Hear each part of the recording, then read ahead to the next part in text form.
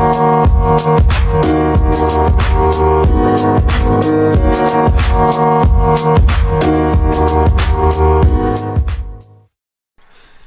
everybody and welcome back to Let's Talk Tech, the podcast where we talk about technology. I'm Aiden and that's Bryce. What's up everyone? We got some interesting tech. We have a story about Google I/O. Yep, and we gotta talk about Google's developer conference. It's very interesting. Lots of things released, including Pixel 3a. Yep. We also have a story about breaking up Facebook. Ooh. Yeah, it's a very interesting one. Lots of rumors and stuff going around this week. Mm-hmm. We also have a story about a loot box ban potential loot box ban. Yeah. Pretty interesting. It would affect me. So basically, if you don't know, video games, they often have this little system called loot boxes, and some lawmakers are proposing banning those, especially to children. So we'll get to that a little bit later on. Yep. But let's talk about Google I/O really fast. Let's start off with Google I/O. So Google I/O is Google's annual little developer conference they hold out in Mountain View, California every year. It's a pretty interesting thing. It's normally them announcing new products, changes to products, new technology breakthroughs, things like that. More developer, developer stuff. Mm-hmm. But interestingly enough, they did announce 2 new products at Google I/O. Yeah. They announced the Pixel 3a, which we've got a picture of right here. Yep, starting at $399. Yeah, so the Pixel lineup is Google's flagship smartphone lineup. They make their own smartphones. It comes with like stock Android and all that good stuff, and it's got arguably the best cameras out of all of the smartphones. In my opinion, better than the iPhone 10, but that might be debatable on the show. But they're really known for having sleek designs. A lot of people like them just because of the whole like stock Android thing. Yeah. Because there's no changes to Android, none of that. Just clean Android. It's just clean Android. There's no junk added on top of it. Yeah, it's a very clean experience. It really is, and it looks very clean, just from the picture and all that too. Yeah, I mean, at a price like that. But yeah, the price is interesting because the Pixel 3 came out earlier this year, and that was starting at like $699. Yeah. That's expensive. Yeah, I mean... The flagship phones have gone way up. They have, and I mean, I think it's a smart marketing move for a lot of the companies, and I think most of them realize this.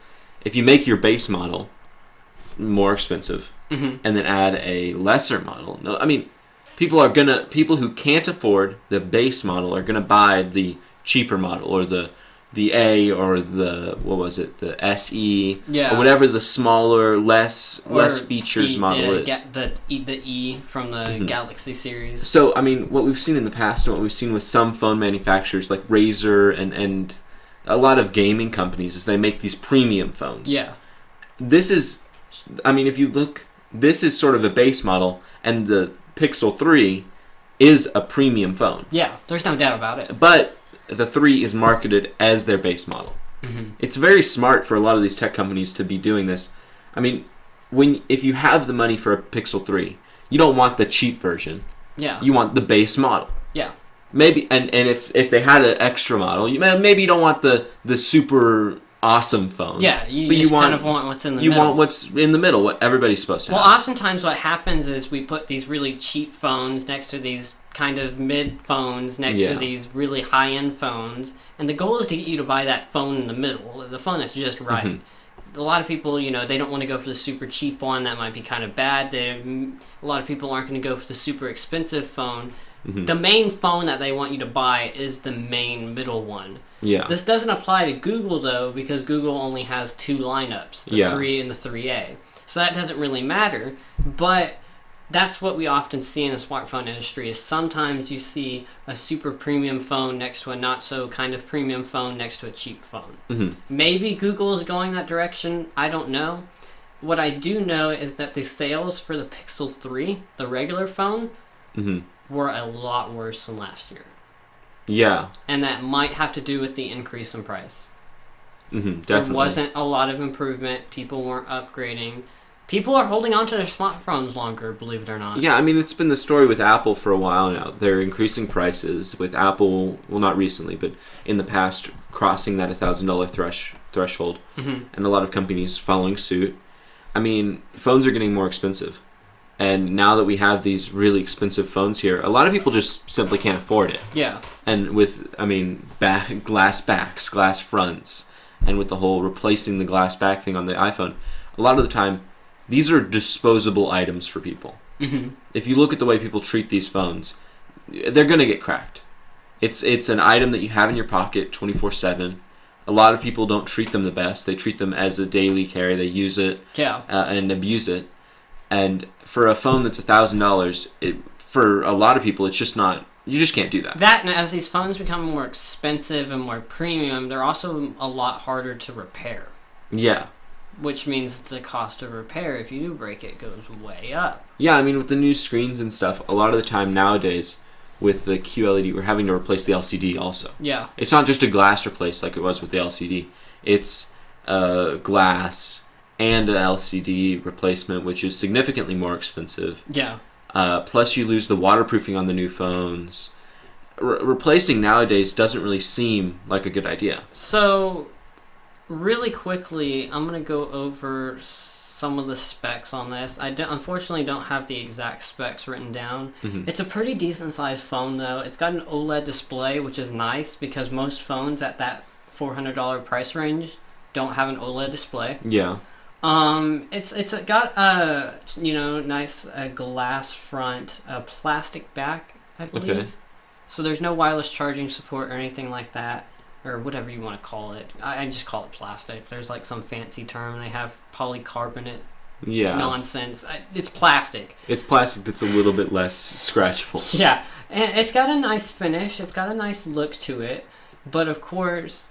There was one big thing that everyone's got to rejoice over. Mm-hmm. It's got a headphone jack. Yeah, and for a lot of people, that's a good feature. I mean, Pixel. Correct me if I'm wrong. I don't think Pixel has a AirPod or. They have the Google Pixel Buds. Oh, do they? Okay, so they have a competitor, but for a lot of people. But they have like a wire in between them, so you wouldn't really call them a big AirPod competitor. Yeah. But for a lot of people, it's just simpler to go out and buy a $5 pair of headphones. For people who don't care about audio fidelity. Well, not only that, but like, it's a cheaper phone. On these cheaper devices, people don't necessarily care about waterproofing. Yeah. And the headphone jack is kind of the big deal when it comes to waterproofing. Yeah, I mean... When you remove that headphone jack... It makes it easier to waterproof. Yeah. So, cheaper phone, people aren't necessarily super worried about waterproofing. You can throw on that headphone jack. That makes them happy, because then they don't have to go out and buy Bluetooth headphones or anything like that. Yeah. It just seems like a good compromise to include it on this device. Now, I'm seeing a lot of chit-chat about this device, a lot of people talking, and I'm very curious if we think it'll sell better. So, for me, I actually, my phone right now is in its end of its life. It's going to die soon. And a phone like this looks very interesting to me. Mm-hmm. Unless Apple comes out with a competitor at this price range. Yeah. I mean, this may very well be one of the phones I upgrade to. Don't you think, though? I mean, we're not even getting to the point to where it has that same camera as the Pixel 3. Mm-hmm. It has the same camera features, so it's just as good as that very expensive $700 Pixel 3. Yeah, now for Pixel fans, what I'm about to say is going to be a heresy. Okay. It's going to be horrible. I don't care about the camera at all. That pains me so much. I know, it hurts a lot of people. It hurts a lot Especially of people. if you're thinking of getting this phone. How could you not care about that camera? I just don't care about it. Personally, have you seen what it's capable? I've seen the photos. They look amazing. But for me, it's not a problem of I don't have a phone that can take good photos. Yeah. I have the iPhone 7. It takes fine photos for me. It can take a good photo in good lighting and stuff like that. But for me, it's a problem. I don't have enough stuff to shoot. Yeah. I can go out of my way to shoot stuff. Yeah. But I don't care. Personally, for me, and it's an unpopular belief and it's an unpopular opinion, so I know that they wouldn't really do this. But for me, I would have liked it if they had come out with maybe the Pixel 3B that has not as good a camera, sort of a dud camera like you see on the really cheap phones, and instead put that into the processing power. Because that's one thing that's taking a major hit. Yeah. I mean, the processing power. I'm going to throw up an image on the screen really fast. I know this is kind of a ghetto way of doing it, But just look at that image comparison between the iPhone 10 and the Pixel 3a. Yeah, but I mean, for the Pixel 3a, quite a bit of that is extra that they've added on with software. Yeah. Oh, it's all software. Yeah, it's a lot of software. Because they power a lot of machine learning behind it and a lot of really good algorithms. Personally, I don't like the machine learning. I don't like I think it makes it look really good. But when I look at a photo and when I take photos, I'm sort of a photo purist. Well, I mean, you can do that. You can shoot, in RAW. You can turn off all this high dynamic range stuff. This is just an example of what they call night sight. Yeah. On the Pixel 3a or on the Pixel phones, and what it allows you to do is it allows you to shoot in these really dark environments, and that's kind of what they're demonstrating. So your photo doesn't have to be, you can't see a whole lot of it. It can be artificially brightened up a ton using this night sight. It's very interesting, but again, I don't take photos. I'm not a photo taker. That's all you, man. That's all you. I'm sure for someone like you're very interested. Oh in the yeah, fact well that I mean, I have my Nokia phone, and I've installed on some Google camera ports, so ports of the same software. Yeah. And on my phone, which has very similar camera setup to the Pixels, it works very well, and I can almost replicate the exact same stuff.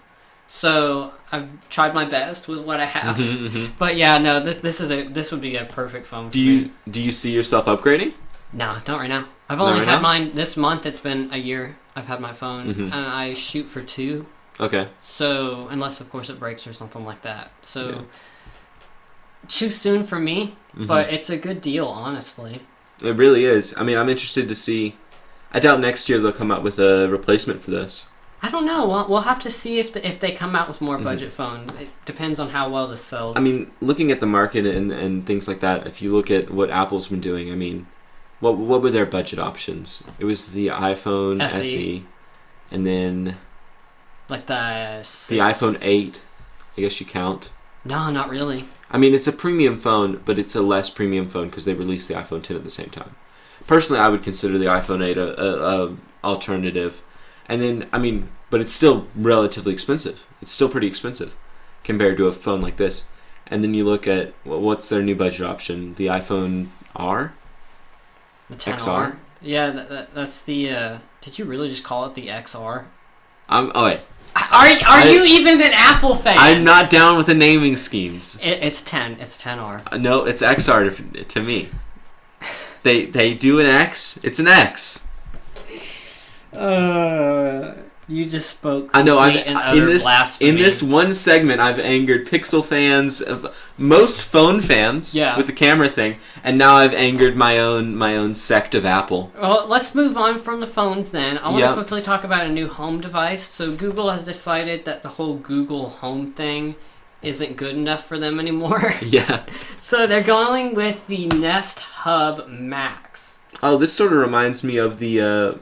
What's the Echo View? Oh yeah. So basically, this is a larger version of their Google Home Hub, which has a screen and all that. The difference is that the Nest Hub Max is bigger. It's a lot bigger. It's designed to kind of be like your kitchen TV, that sort of thing. Sit on your cabinets. It's got good audio, but the difference between this and the Google Home Hub is that it has a camera on the front now. Okay. A lot of people didn't trust Google a couple months ago with a camera in their house. So now we've got this, which has a camera, microphone set up and all that, and it's pretty neat. You can use the camera for video calling with Google Duo, of course, and you can also use it as an indoor security camera. Oh, okay. Hence the Nest aspect of it. Is this partnered with Nest at all? Well, Google owns Nest. Oh, okay. So what they're doing is they're kind of incorporating all of their smart home technologies under the Nest brand now. Yeah, I mean, it makes sense. I mean, we've had so many broken up home technologies for a while now. And we still have it with the Echoes and the Amazon or the Apple homes. Yeah. And the other security systems you can get. it's so broken up between the different brands. It just makes sense that Google is kind of consolidating. Well, it's about time too, because it's people who have both Google Home stuff and Nest stuff have to juggle between two different apps. You've got the Nest app and then you've got the Google Home app. It's just very confusing, whereas it's now slowly getting brought into the same naming scheme, all that. And it's a pretty decent device. It's got a nice ambient sensor on it, so that the kind of picture aspect of it, the screen, automatically adjusts depending on the lighting in the room. So it's not just shining bright in the dark, that sort of thing. Yeah. It's got this really cool technology behind it. And from what others have described it as, the picture quality makes it look like a real picture and not a screen. Mm-hmm. So you have some Google Home products. I don't have a hub. Yeah, but you have some of the other products. I do have some Home Minis, and we have a couple other stuff as well. Mm-hmm. With the voice recognition and stuff, how do you think that'll work? Does it work well? It's okay. Honestly, my biggest gripe is it can have a hard time in loud environments. Mm-hmm. It really, like if it's playing loud music, it can't hear you. It just can't. So one of the interesting things that this device does to solve that problem is using that camera, it can detect when you hold your hand up and has a hand gesture system. Oh, that's cool. So you just hold your hand up to the device to say stop, and it'll stop playing whatever it's playing. So it's an interesting solution to that problem. Just wish it worked on their other devices. Yeah. But it's an interesting device. There's also some news about Android Q at Google I/O. Not really a whole bunch of differences between the Pi release, which was last year, and this new upcoming release, except for new gestures. Okay. Which are very similar to your iPhone 10 gestures. So you've got that itty, you can't even see it on the video probably, itty bitty bars. Yeah. Bar at the bottom. The little white bar, The little white bar below the search bar. Looks very... I've seen it somewhere before. You have? Yeah, Apple, yeah. Yeah. They went the Apple approach. Because I'm gonna just... I'm gonna make an excuse for them. That is the best way of making a gesture system. It is, but Apple figured it out first. Because, well, the problem is that Apple made a revolutionary device change. And Google is just kind of like stuck with all these different devices and all that. And they have to slowly make those changes so that they don't piss off the 2.5 billion people using Android every day. I mean, you look at all this, and you look at, I mean, if you look in the past, Apple makes these changes and everybody follows suit. Nobody's happy to follow suit, but they have to. Yeah. Because it's the smart decision. Yeah. You look, we'll take the very big example of the headphone jack. Apple takes away the headphone jack. Everybody's super pissy at them. They're like, why did you take away our headphone jack? Everybody wants this. This is the thing we need. Why would you take it away? It's so stupid. And then everybody takes it away. All the Android people. Yeah. Even Galaxy. And Samsung, not Galaxy. Or Pixels. Or Pixels. They took it away. And I was gonna say Samsung is the last one holding on to that headphone jack. Don't you dare. They'll take it away soon. Maybe.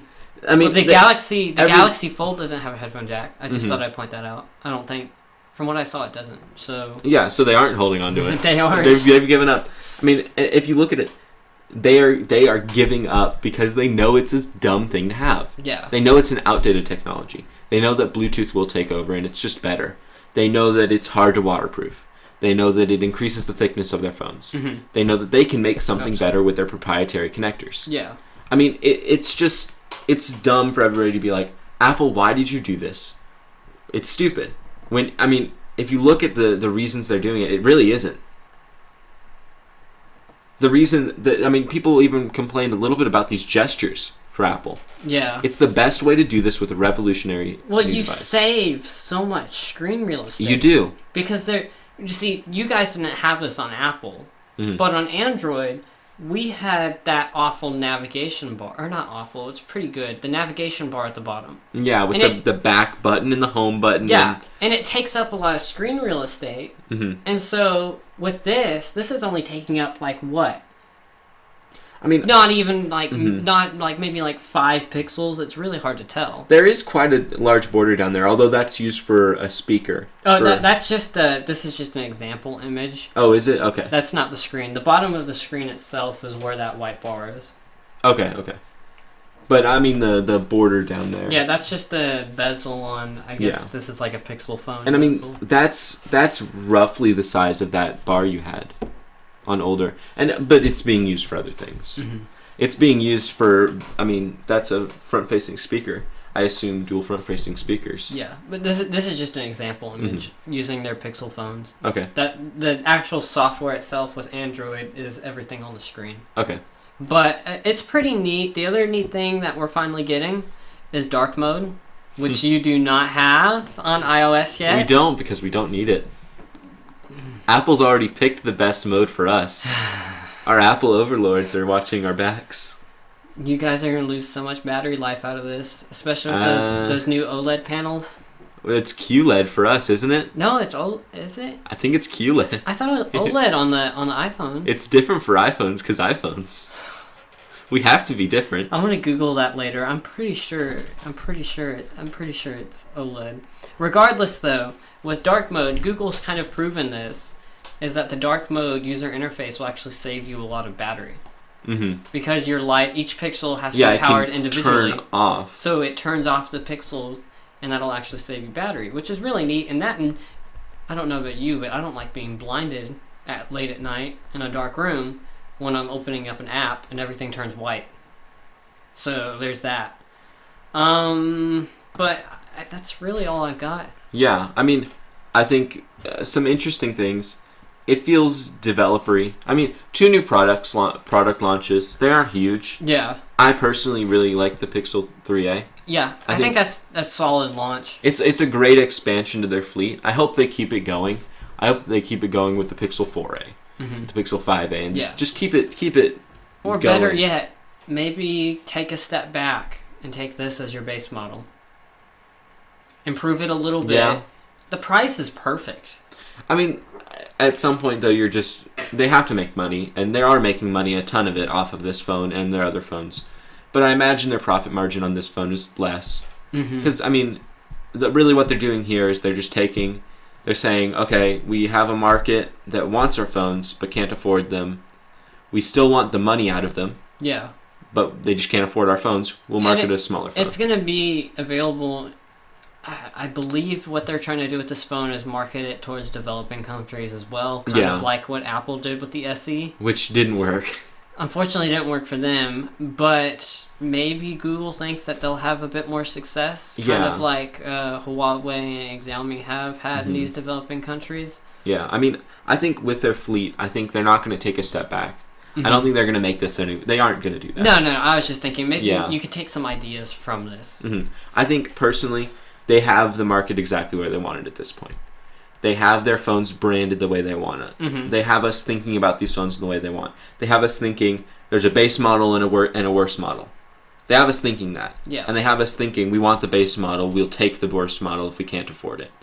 They've conditioned us, and all the companies have, to think this way, and it's a great way for us to think. It makes them get the best amount of money. It makes us think this or that. Yeah, I mean, for them, it's the best thing. And not only that, but for consumers, the illusion of choice is often a big selling point. If I feel like I can choose between this phone and this phone and this phone and this phone, all made by the same, maybe they all have their own differences, that makes me really consider it, because I feel like I'm in control of what I want to get. I mean, it goes to a base human want to be unique. Yeah. And I mean, with these phones, you can't really be unique, necessarily. But say you have a friend group of 10 people, and and everybody's like, oh, I love the Pixel phones. Well, Pixel comes out with 3 different phones. Whoa. Sorry. Yeah, Pixel comes out with 3 different phones. Well, now your friend group has 3 different options. You can each customize uniquely. Yeah. It makes you feel like you're part of a smaller group. It makes you feel more in tune with the community who has your type of phone. And it's really smart. It's a great way for them to be marketing this stuff. Okay. I mean, personally, I love the way they're doing this. Yeah. Google, I mean, have us where they want. They really do. But that's all we've got for Google I/O this week. I really enjoyed watching it. There was a lot of great announcements and stuff like that. Mm-hmm. I thought it was pretty good. Pretty solid week from Google. So, yeah, really solid. They did pretty good. That's all we got for that, though. Yep.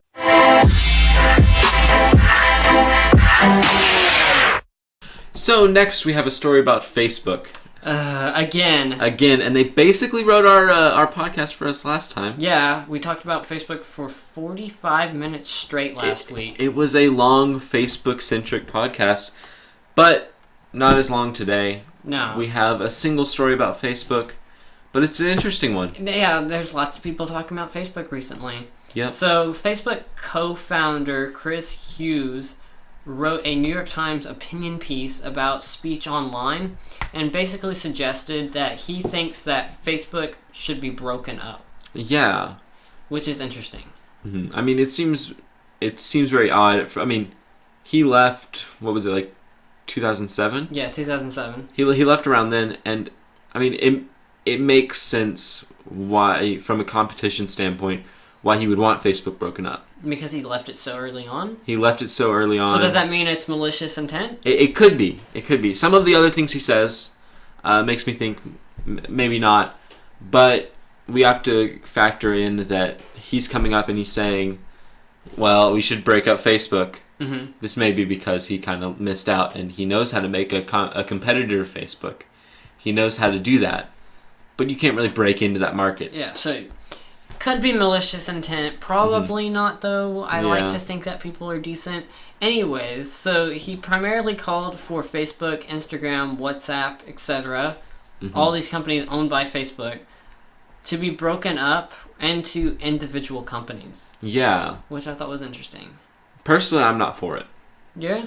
I don't like the idea of a big tech breakup. Mm-hmm. I don't think it works well. I think the way we have it right now is okay. I think they wield so much power too that the fallout from this could be very bad. For consumers? Yeah, I think for consumers it just wouldn't. It would just unnecessarily complicate things for consumers, because all of a sudden all this stuff that's not under your big umbrella, now they all spread out, and suddenly you've got a problem. Now all these things that are working together because they're under the same company fall apart and are now competitors. So I want to bring this point up because I think it's kind of interesting.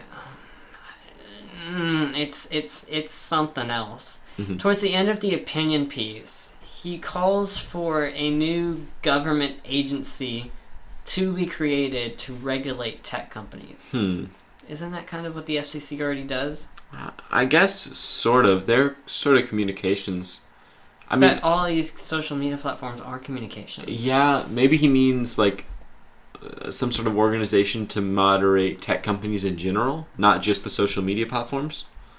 What would you need to do? I mean, I'm not sure. Generally, consumer outrage just typically gets them in the right direction sometimes. I think the worry is nowadays, though, the consumer outrage isn't going to be enough. Well, then again, look at YouTube. Yeah. All the consumer outrage there. Yeah, we are outraged at YouTube constantly. Yeah, and yet nothing's really been done. They still sort of act like a big corporate mess. You know? They try to act like they care and all that. But try is a strong word in that situation. Yeah, but it's interesting. He suggested that this new agency could create, quote, guidelines for acceptable speech on social media. Yeah, that's one part that I thought was a little bit weird. I mean, tech companies, it's like saying that there's acceptable behavior within a bakery. Mm-hmm. That the baker owns that bakery. They get to decide the acceptable behavior, not some big corporate or government agency. Mm-hmm.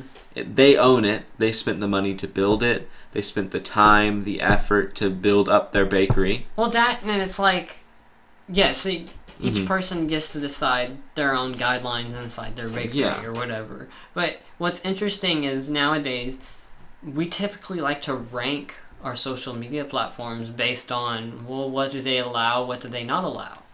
Yeah. Facebook is very strict on fake news. If you're trying to promote some fake news, you probably don't want to go to Facebook. Yeah. Twitter, a lot more lax, but they're still trying to fight it as well. You know, things like that. I'm just saying, like, they all have their own different priorities for their guidelines right now. Maybe one of them's trying to fight violence instead, or threats of violence, etc. And so when you create these general guidelines, suddenly the rules are different. The rules are the same everywhere. Yeah. So that one platform, like, I don't know, Reddit, that tolerates a lot more, suddenly has to abide by the same rules as the website your grandmother goes on, Facebook. Yeah, I mean, there are different sects for each of these companies. I mean, I personally don't agree with this. I don't think there should be one overarching rule. I think companies are going to set their rules themselves, and they should be allowed to do that. Because then what happens when we talked about companies, individual fighting, or not fighting, but restricting free speech last week. Yeah, and we talked how, it could be difficult to fight against that, but that's just maybe one or two companies. Yeah, except, I mean... Whereas this, if your free speech gets impacted, it's everywhere. Yeah, because it's a government agency. I think the only way this would work, the government regulating it, is free speech is allowed. In mass, free speech is allowed. Because, I mean, that's what the government operates on. The government operates on a free speech, no hate speech. And I think without that, it would seem a little bit hypocritical. Yeah. It would seem like it's going against the Constitution, which is a big... Yeah, I mean, that would be the government imposing restrictions of speech on social media. Yeah. Whereas right now, we're just seeing social media imposing restrictions on social media. You know what I mean? Yeah. It becomes a lot more complicated and a lot more messy when we get the government involved. Yeah. Messy stuff. Yeah, and I mean... It really is. Yeah, we talked about it last time. It's a right to be on social media. They allow you, unless stated otherwise. Yeah. And to have the government basically is come right on. the right word to use? Or it's, sorry, not a right. It's a privilege. Privilege, thank you. That's the right word. Sorry. It's a privilege to be on social media. Yeah. Not a right. And the government, I mean, if the government made this agency, which the government hasn't said they wanted to, this is Chris saying this. If they made this agency, it would kind of transform into a right. You have a right to express the beliefs you want to on social media. And I think this is kind of interesting. We're seeing this right now on Xbox Live. They're trying to fight against toxic voice chats and all that. Yeah. Because, back in the day, kids would just cuss each other out on Xbox Live. And Microsoft's really trying to fight this recently. Yeah, and they've been trying to fight it for years. They got a lot tougher and started posting some guidelines and stuff recently. Yeah. To the point to where they had to clarify that saying "get good, mate" wasn't a violation of the rules. So what happens when you have like these really strict rules on what people can and can't say is it becomes messy to define what these rules are. Does that make sense? Yeah. Basically, you have predetermined things that are okay. Yeah. Basically, I don't know if you've ever been on any of those old children's MMOs, like Club Penguin and stuff. Yeah. You go up to the top left, and Club Penguin less so, but other ones, you go up to the top left and you click the little chat bubble, and then you have predetermined things you can say. Things that are acceptable. And that's sort of the censoring that seems like they want to do. Yeah. It really does sometimes. But then they're not so-called responsible. Yeah. Well, how about we just make sure they're not responsible as long as they're openly trying to fight it? Yeah. Yeah, or just not responsible. Or just not responsible. It's other people's responsibility. Well, honestly, right now, Facebook really isn't held responsible for any mistakes that happen on there. All Facebook provides is a platform. And that's the way they should continue. Like we said last week, as being a platform. Sure, you can, as a publisher, you can decide what you do and don't like, and if they're going to go in that direction, fine. Yeah. But I do like the platform model a lot more as long as you moderate it a little bit here and there. Yeah, I mean, a platform works as long as you're not trying to make money off of it. As long as you're not trying to advertise on it. But that's what they are doing. Yeah, it is. And that's what we said last week. Companies don't want their names put next to these that is so hate true. speech. It makes no sense because we don't associate it. We talked about this last week. Yeah. This really links in with last week, which the news had come a little bit earlier. I know. But this links in. We don't care if a Pepsi ad comes up on hate speech. a video. We don't make that connection. Yeah. It's people saying we make that connection that's getting Yeah. Pepsi and Coca-Cola mad at them. Well, they look out for these advertisers. It's really Yeah. vicious, honestly. It's like you go out to, say YouTube did something you don't like. Mm-hmm. Suddenly, you go on YouTube.com and you start paying attention to what ads you're seeing. Well, how dare YouTube, or how dare this company advertise on YouTube and give YouTube some of their money when I don't like YouTube? Mm-hmm. You see the same thing in TV and radio all the time. Well, how dare this company advertise on X person's TV show? Yeah. X person's TV show is not a good person, so they shouldn't be supporting it. Yeah, it doesn't make sense. It really doesn't.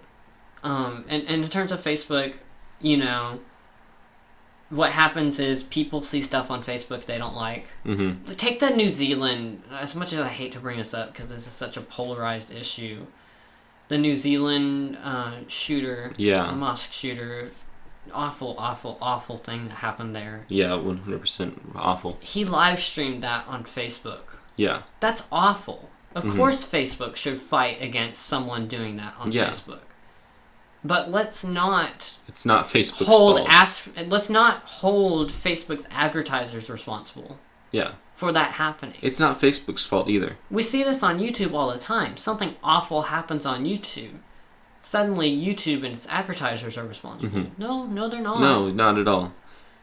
It should be the perpetrator and the person who puts this content on their's fault, and their responsibility to own up for these actions only.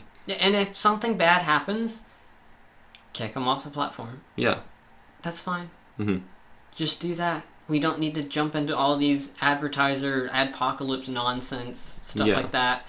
We really don't need to be creating excessive rules on speech. Yeah, I know. I mean, Just broad enough Mhm. stuff to get us through the day. You know what I mean? This sort of goes for a lot of things we want to regulate. It goes for the TSA at the airport. Mm-hmm. It doesn't really help. It provides security theater. Yeah. If somebody wanted to commit a terrorist act, they could. Mm-hmm. All they're doing is putting up a ruse, and that's all YouTube is doing too.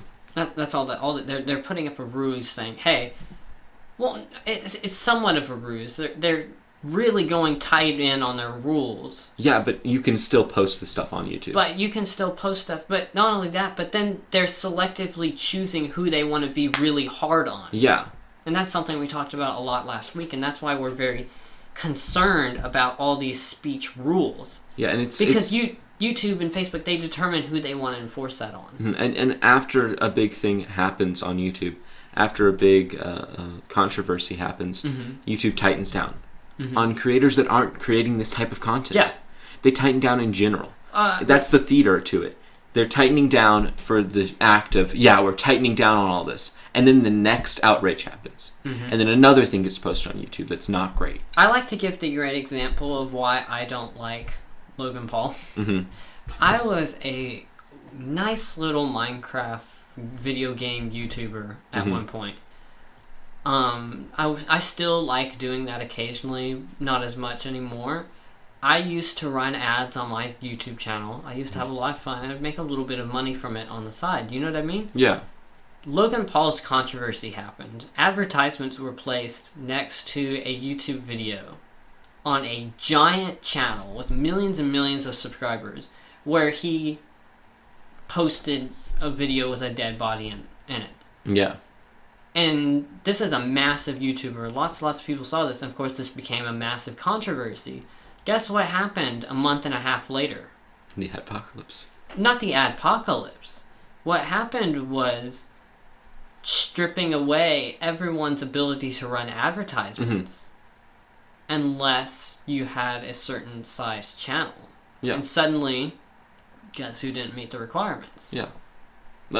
This is part of the apocalypse, yeah. Yeah, but it was one of the many apocalypse things. I mean, and after that, how many controversies have we seen on YouTube? I used to joke on the show before you came on it that there Mhm. was a YouTube controversy every other week because Yeah. there really was. And every time they tighten down these rules, they tighten them down. They tighten down their algorithms too, behind the scenes. Yeah, and it's just hurting. It's just hurting the honest creators. But yeah, no, I think you and I can both agree that breaking up Facebook, the government stepping in there is unnecessary. At this point, Facebook isn't forming a giant trust. Yeah. Oftentimes, when you break up a company, it's because they're violating antitrust laws. And sometimes you can make that argument with Google. Yeah. Google and Amazon, they provide a wide variety of services across the entire spectrum. You know what I mean? Yeah. Whereas Facebook is very, well, we've got some social media platforms and Oculus, and that's about it. Yeah. Facebook isn't all over the place like all these other companies. Yeah, I think we both agree that it's a bad idea to break up Facebook. There's no reason to. They're not forming a trust or anything. The government stepping in there is bad, and the idea of the government making guidelines for each social media. So then let me propose a question to you really fast, because I know we need to move on to our next segment. But if one of the arguments that they like to make is, well, people are too reliable on Facebook. People are too reliable on Google, thus making that individual company a trust. Do you think that's a fair argument? Should we be breaking up companies just because people become reliable on them? No. I mean, if we say that, I mean, grocery stores. People become reliable to a ton of companies. Yeah. I mean, we were reliable to brands. We're reliable to many companies because we know they're good. Reliant, I think is the word. Or reliant. I misspoke. Sorry. I'm tired. Yeah. But, yeah, no, we become reliant on these companies. Yeah. I don't think that's a reason to break them up. Stricter scrutiny? Sure. We're already putting stricter scrutiny on Facebook just by talking about it a whole lot. Yeah. Little things like that. Interesting discussion. I think we have a quick topic to talk about just really fast. Yeah. With the whole loot box thing. Yep. So we have a quick topic about loot boxes. So I buy loot boxes. Well, we should probably explain really fast to some of our viewers what they are. So loot boxes. It is an online gambling system, and some people are arguing it's not gambling. When it comes down to it, I think you and me can both agree, and most people can agree, it's gambling. Yeah, so basically what people do is they buy... They buy these boxes. Little virtual crates for their video games. And then you open them, and you get a random assortment amount of things. Yeah, a random assortment of items, and you pay real-life money for this most of the time, or some extent of real-life money for it. Yeah. And... basically, sometimes these power-ups that you get in these games boost you along and push you further along in the game compared to someone else who's playing it more legit. And so the thing here is, they're saying that these shouldn't be allowed because it's gambling. And keep in mind, there's no age restriction to buy these. Yeah, there is no age restriction. Personally, I don't believe it's gambling. I mean, you can. Gambling is the best way to describe it to our viewers out there. Yeah. But it's not. What you can describe it as that's more apt is, arcades? You go there and you have fun. You have the chance of winning a prize. Yeah. But it's never money. You never get your investment back, per se. That's what these loot boxes are. You just spend... You're basically buying something. But is time money? Because sometimes the loot box pushes you along further in the game, making you better or whatever. Is the time spent money? Well, I think the argument here is that it's like gambling. Does any gambling game give you time? No. It doesn't. I mean... Okay, that's fair. Yeah, the argument that this is gambling is really false. I mean, it just isn't. Okay, but... Sorry for interrupting. You say it's not gambling, but I look at how people use these things. It is a gamble. You get a random assortment of items that some of them are trash and some of them push you along and help you out in your game. It makes it easier for you to advance in the game compared to someone else who's paying it legit. Most of the time, that's not the case. A lot of games, I mean, if we see EA, because EA is bad, we hate EA, they do that. Yeah. But most companies... A lot of them do it for cosmetic reasons. Yeah, which Overwatch, League of Legends. Which is fine, too. That's an okay approach to it. But then we see these kids becoming, as much as I hate to use this word, almost addicted to this whole loot box idea. Yeah, but I mean, if you look at this... that translates to gambling later on in life, don't you think? It may. There's very little research done into this, but if you look at it, we aren't you can liken this to arcades. I think we both agree, right? Yeah. We aren't regulating arcades like that. Kids can go into an arcade if they have the money and they can spend it freely. Mm-hmm. Aren't arcades contributing to gambling? Yes, they might be. Well, not really, because most arcade games aren't based on this format. Whereas we're seeing a growing amount of video games based on this loot box format. They are, though. Arcades, you go in. I don't know if... I mean, I go to arcades sometimes. Maybe we go to different arcades, I don't know. Maybe we do. But you go it seems to me like you go and play a game. For arcades, though, nowadays, it is gambling. You go in and you play a game, quote unquote. What you're really doing is you're going to this claw machine. Yeah. You want that little ticket that gives you an Xbox. But that's not a gamble, though. It is. There's skill to it. There isn't, though. There is no skill in any of these games. It matters. No, that's the thing with most of these arcade games. It is pre-decided each round whether or not you will win. There is a chip in all of these that says we will pay out, let's say 1 in 500 plays, to recoup costs. It's not a skill thing. And this is regulated somewhat by the government, but not as much as gambling. I think that's an interesting point. Then something to do research on, I guess, in the future. Mm-hmm. I'm just thinking of your general arcade where you maybe put in some coins and play a game. Yeah. Racing or something like that. I don't know. But then you go for racing and games like that. When you die in those games, or some of those games, you die, and it says put in a coin to continue. Yeah. That's advancing you farther in the game for a monetary value. Maybe so. Really, loot boxes aren't gambling. Maybe they are to some extent, but they aren't gambling. They aren't roulette. They aren't poker. They aren't actual gambling games where you get money back. They're arcade games. They're games where you spend money and you have a chance to get something different. I think the concern, though, like the senator from Missouri who's bringing this up, isn't necessarily to ban it outright, but minors are getting drawn into this. And that's kind of concerning in my opinion. But again, minors are getting drawn into arcade games. If we do this, we have to ban arcade games too. Video games are so much more prominent than your local arcade. They are, but I mean, if we're really so worried about this... And let's be honest, go to the arcade. Who cares if you advance so far in the arcade or whatever, or get lots of prizes? Nobody really cares a whole lot. Yeah, but... Whereas everyone's playing these video games together with their friends. There's a lot of social aspect to video games nowadays to where even complete strangers will admire how well you're doing in a game. Yeah, but if you look back... There's a lot of social pressure. If you look back 10, 15 years, that's what it was like at these arcades. Yeah.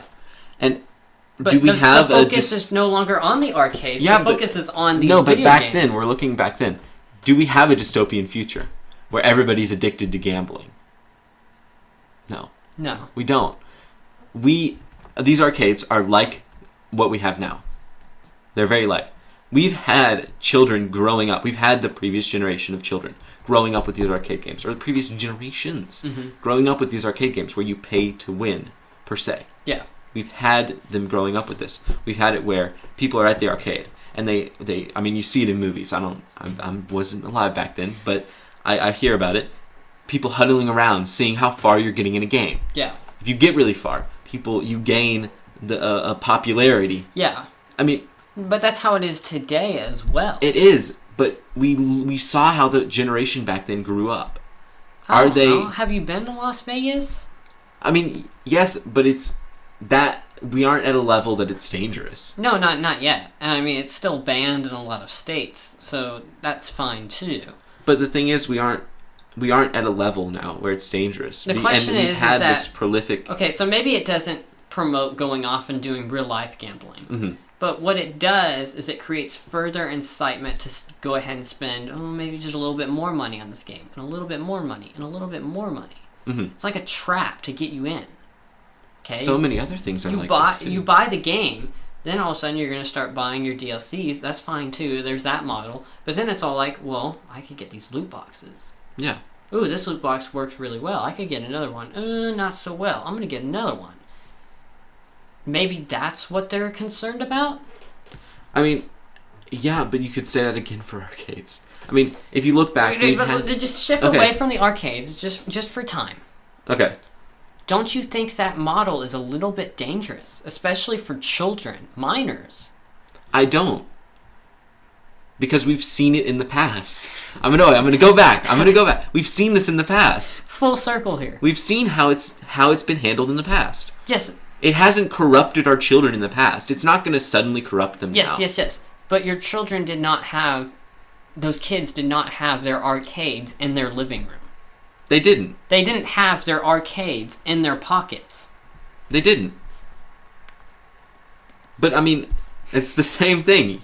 No, it's not. It is. There are slight differences. They couldn't go out and just spend their entire life savings on arcade games. They can't do that Whereas now. Nowadays, you could do that on your App Store, your iTunes account. You could just go blow it all in just a few seconds by playing that Only if parents don't moderate their kids' accounts. Well, maybe we need to start enforcing tighter parental controls then.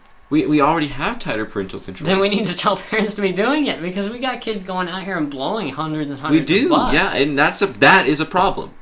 That is a problem when kids don't control their kids. And what creates that problem? It's not the fact that the kid's allowed to do it. It's the fact that the kid's doing it in the first place. It is the fact that the kid is allowed to do it. No, it's not. It's the fact that the kid's allowed to do it in the first place. The parent has given them free reign of their credit card or their iTunes account or whatever they draw money out of. Yes, but if the kid wasn't addicted to this whole loot box idea in the first place, then that wouldn't be a problem. Well, yes, but if they're gonna face this in real life anyway. I know. I'm just saying there are solutions to this. There are, but banning loot boxes outright for minors is not the way. Well, maybe we just need to start tax it. Discourage the companies from doing it so much. Because we're seeing this in every single prominent game, to the point to where I can't even play Madden NFL 19, a football game, without there being Madden loot boxes. Yeah. It's a way for them to monetize. Make your money off of the game itself then, because these games aren't getting any cheaper. They are, You're spending a lot of money on the game, and then you're spending additional money just to become decent at the game. They are, though. Games are getting cheaper. Where is the statistics for that? Because that is not what I'm seeing Number one game in the world is Fortnite. Oh, you're right! Oh! That is the number one game. If you look back and it's free to play. If you look at the top games, they're all free to play. Maybe Minecraft is up there.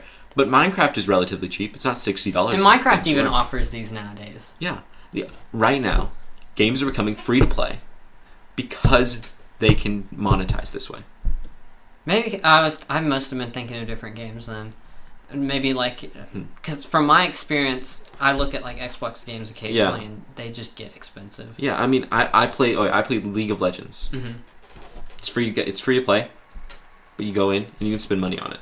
Yeah, and these are the most popular games nowadays are free to play because they can draw you in, and then when you like the game enough, you can spend money on it. The problem is that I think the domino effect of spending money and then spending money and then spending money and then spending money.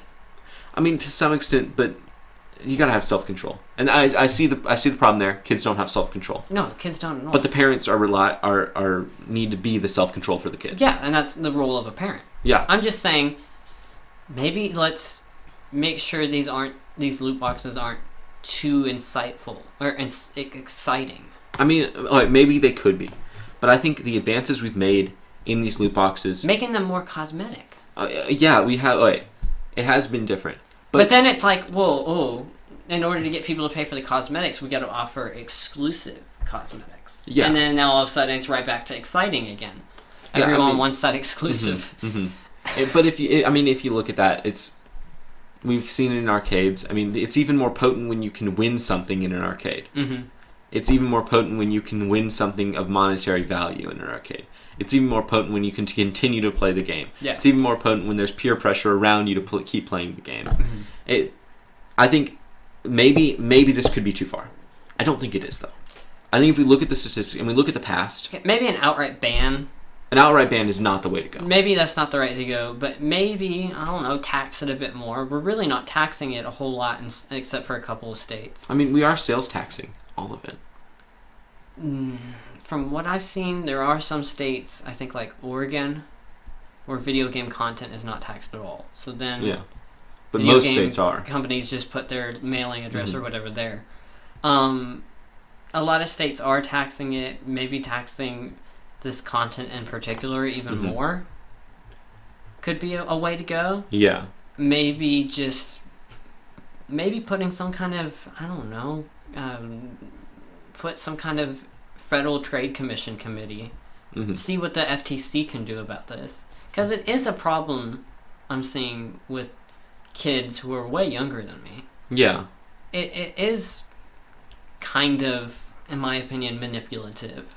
Again, I'd like to say it's the parents. And I mean, the free market typically sorts this kind of stuff out. Yeah. To the point to where, in my opinion, government regulation isn't necessary. But we're not seeing it sorted out yet. Yeah. I think we need to go ahead and wrap that up. Because we're right out of time for this episode. Good discussion, though. Very interesting discussion there. That's all we've got for today's episode. So thank you all so much for watching, listening. Make sure you like us on iTunes, all that good stuff. 5-star reviews only. Yep. Only. We don't allow anything else.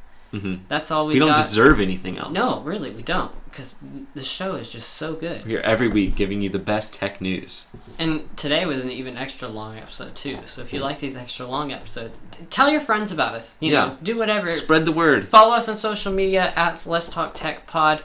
Check us out, laststrawnews.com. We will see you next week for a brand new episode of Let's Talk Tech. Thanks for talking tech.